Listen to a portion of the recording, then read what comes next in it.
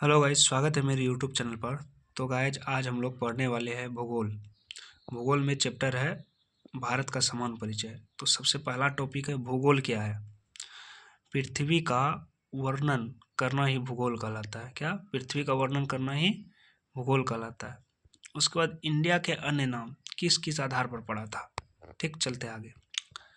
जैसे भारत नाम जो पड़ा था, आर्यों के शक्तिशाली राजा भरत के नाम पर हमारे देश का नाम भारत पड़ा।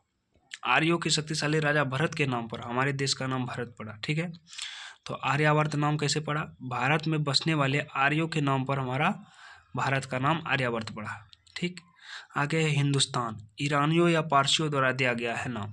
ठीक है, ईरानियों या पारसियों द्वारा दिया गया नाम हिंदुस्तान है। ठीक, आगे है जम्बूद्वीप। जम्बूद्वीप किस आधार पर पड़ा था? पुराणों के द्वारा जम्बूद्वीप नाम है हमारा भारत का। ठीक, तो आगे है भारत को जम्बूद्वीप बौद्ध काल में कहा गया। भारत को जो है जम्बूद्वीप कौन से काल में कहा गया? बौद्ध काल में। ठीक है, भगवान बुद्ध के समय।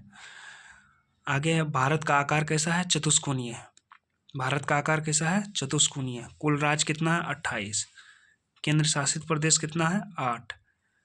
और क्षेत्रफल कितना है? 32,87,263 वर्ग किलोमीटर। आगे है भारत विश्व का 7वां सबसे बड़ा देश है। भारत विश्व का जो है 7वां सबसे बड़ा देश है। भारत विश्व का 2.4% भाग घेरे हुए है। भारत विश्व का 2.4% भाग घेरे हुए है। ठीक, तो आगे चलते हैं। तो आगे यहाँ पृथ्वी को दर्शाया गया है। कर्क रेखा, मकर रेखा, भूमध्य रेखा कहाँ कहाँ से होकर गुजरती है, तो इसके बारे में जानते हैं। ठीक, तो यहाँ लिखा हुआ है सबसे पहले कि भारत के बीचों बीच कर्क रेखा गुजरती है। भारत के बीचों बीच से होकर के क्या गुजरती है? कर्क रेखा गुजरती है। भारत जो है उत्तरी गोलार्ध में स्थित है। भारत कहाँ है? उत्तरी गोलार्ध में स्थित है। ठीक है, उसके बाद है भारत भूमध्य रेखा के उत्तर में स्थित है। भारत जो है भूमध्य रेखा के कहाँ है? उत्तर में स्थित है। भारत उष्ण व उपोष्ण कटिबंध में स्थित है। भारत उष्ण व उपोष्ण कटिबंध में स्थित है। तो गाइस, आज हम लोग यही तक रखते हैं। अगले क्लास में पढ़ेंगे वही ज्योग्राफी के भारत के समान परिचय में ही अगला टॉपिक है।